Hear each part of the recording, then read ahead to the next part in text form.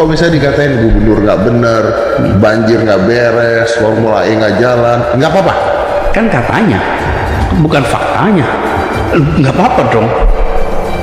Ya itu hak dia. Tapi kan sorry saya potong ya Pak ya. Saya coba menyerang Pak Anies. Tapi kan banjir masih Pak, faktanya. Ya. Loh kok iya? Iya. Terutama partai-partai yang berbasis Islam ataupun berbasis masa Islam itu sekarang disudutkan dengan narasi-narasi yang mereka bilang, wah itu politik identitas. Mohon tanggapannya, Ya. Pak Anies ya. Saya pakai pengalaman saja, Pak Ketum. Ketika pemilu Pilkada 2017 di Jakarta, semua label itu ditempelkan kepada yang terpilih. Semua label ditempelkan. Apapun nama labelnya. Tapi saya sampaikan, kami tidak akan menjawab itu semua dengan lisan. Mekanisme korporasi, tapi bukan sekedar cari keuntungan. Bung Hatta berpandangan begitu. Karena itulah Bung Hatta berbicara tentang badan usaha milik negara, mekanismenya korporasi, tapi tujuan utamanya bukan cari. Loh, lah kalau Pak ini kalau cari untung negara, enak betul jadi negara punya perusahaan, Pak. Indonesia sejak dulu kala tetap dipuja-puja bangsa. Tapi kritik juga bertubi-tubi dari Formula E, kemudian sumber resapan lagi.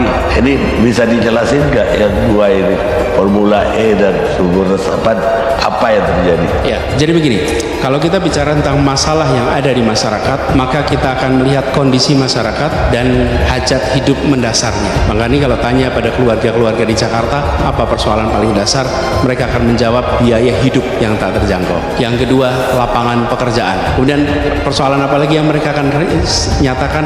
Mereka akan menyatakan tentang kesehatan, tentang pendidikan. Ini bisa dijelasin nggak yang dua ini, Formula E dan sumber resapan, apa yang terjadi? Kami akan fokus pada masalah-masalah yang senyatanya menjadi kebutuhan utama masyarakat. Pembicaraan sosial media akan sangat ditentukan oleh mereka yang memiliki jumlah pengikut. Seandainya itu terkabul, Mas Anies mau bangun apa dulu? Mau apa? Mau bangun apa dulu dalam Indonesia Bangkit? Oh, ya. Kumpulan video omongan Anies yang muter-muter nggak jelas bikin rakyat makin pusing. Jadi begini, kalau pertanyaannya itu terkait Indonesia Bangkit, saya rasa memang krusial. Apalagi kita di Jakarta ini kontribusi 18% dari perekonomian. Tapi sebelum kita bicara tentang perekonomiannya, apa itu krisis? Krisis adalah perubahan yang dipercepat.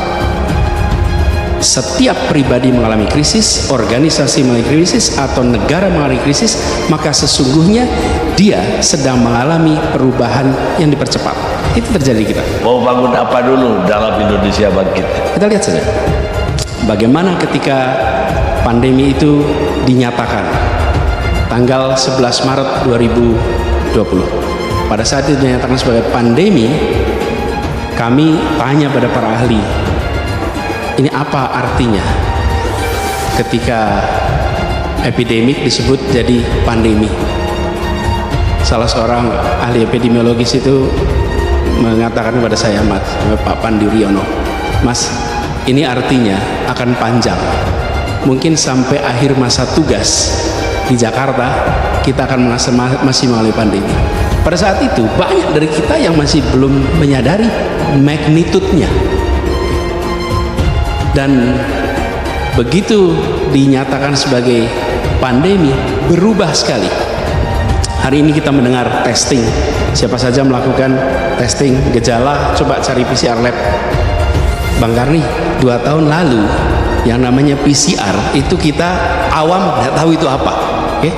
Alat yang kita miliki di Jakarta, kemampuan melakukan testing per hari maksimal 150 sampel per hari.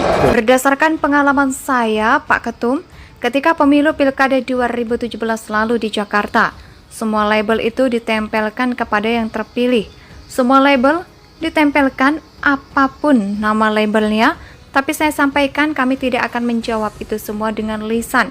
Demi Allah, saya bersumpah akan memenuhi kewajiban saya sebagai gubernur dengan sebaik-baiknya dan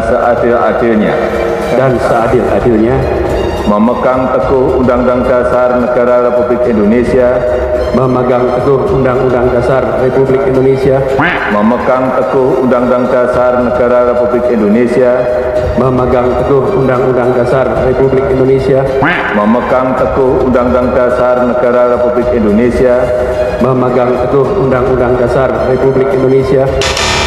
Saya ulang. Memegang teguh Undang-Undang Dasar Negara Republik Indonesia, memegang teguh Undang-Undang Dasar Negara Republik Indonesia, tahun 1945, Anies kalau misalnya dikatain gubernur nggak bener, banjir nggak beres, Formula E nggak jalan, nggak apa-apa.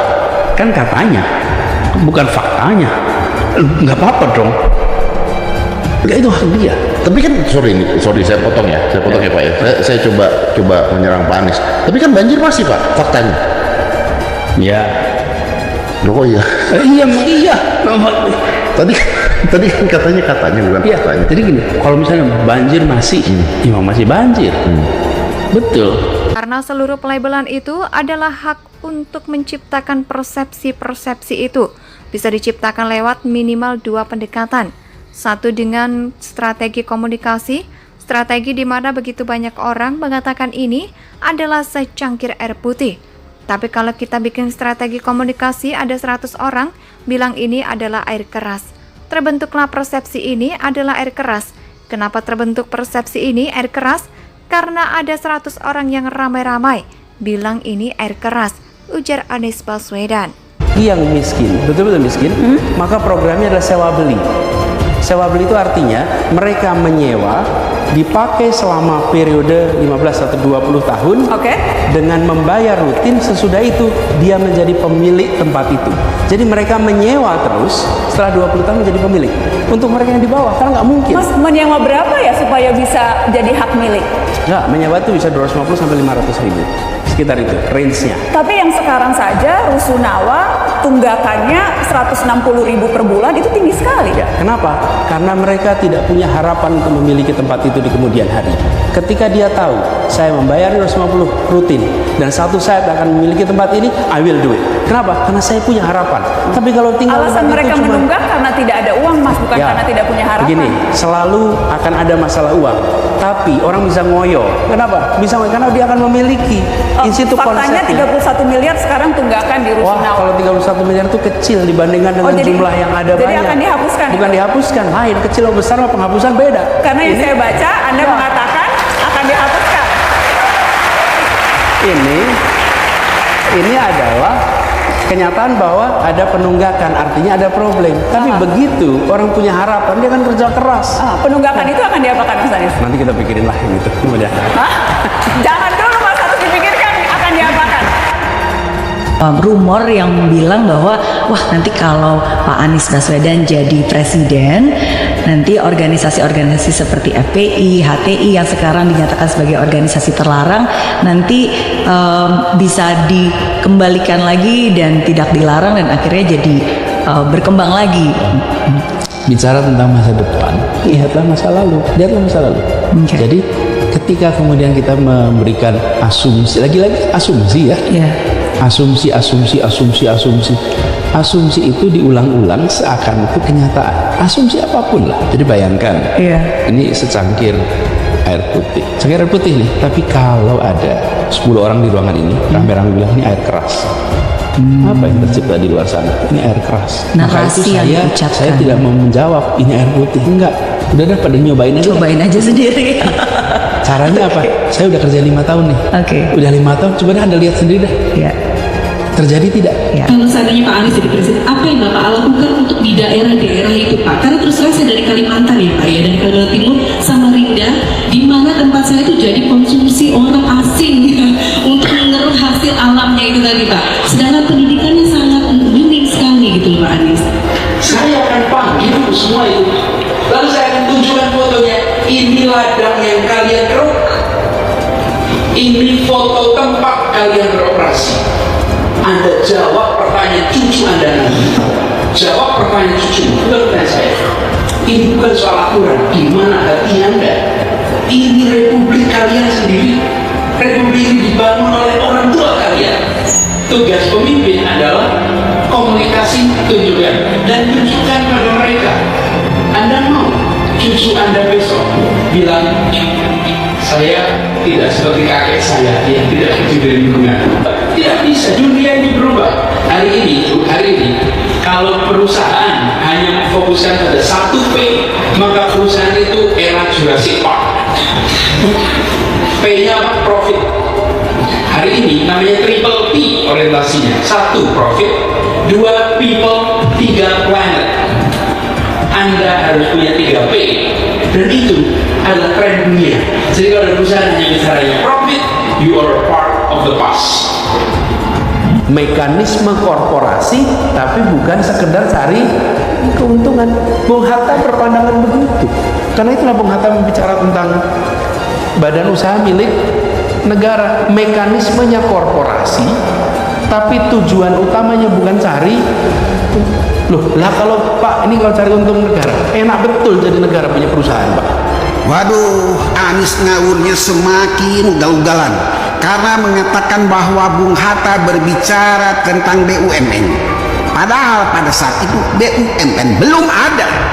Selain itu, logika Anies melompat-lompat karena gagal membedakan antara korporasi dengan koperasi. Sedangkan Bung Hatta pada saat itu bukan berbicara tentang korporasi, melainkan koperasi. Dalam Kamus Besar Bahasa Indonesia, arti korporasi adalah perusahaan atau badan usaha milik perorangan. Sedangkan arti koperasi adalah badan usaha milik anggota koperasi. Oleh karena itu, Bung Hatta disebut Bapak Koperasi Indonesia dan bukan Bapak Korporasi Indonesia. Anies. Logika Anies berlompat-lompat semakin liar karena kemudian mengatakan enak betul negara punya perusahaan. Padahal sudah jelas bahwa BUMN adalah badan usaha milik negara dan bukan badan usaha milik nenek lu. Jadi yang punya memang negara.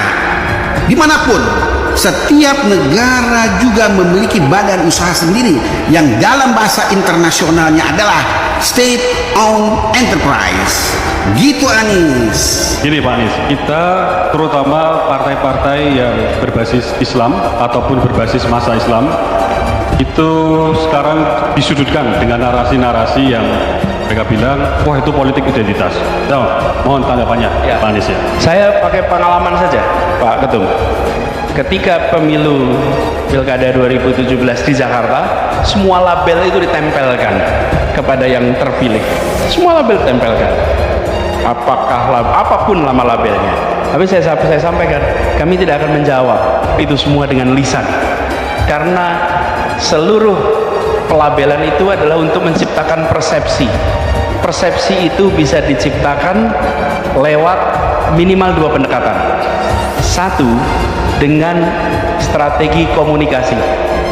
Strategi komunikasi di mana begitu banyak orang mengatakan ini adalah secangkir air putih. Tapi kalau kita bikin strategi komunikasi, ada 100 orang bilang ini adalah air keras, terbentuklah persepsi ini adalah air keras. Kenapa terbentuk persepsi ini air keras? Karena ada 100 orang yang rame-rame bilang ini air keras. Kita harus menerapkan di semua tempat zero runoff. Zero runoff itu artinya apa? Setiap wilayah rumah kita misalnya, air yang jatuh di rumah kita jangan dialirkan keluar. Kalau kita alirkan keluar, namanya kita nyumbang air ke masyarakat. Yang kasihan yang di ujung jalan tuh nanti rumahnya paling pendek, itu paling kena banjir.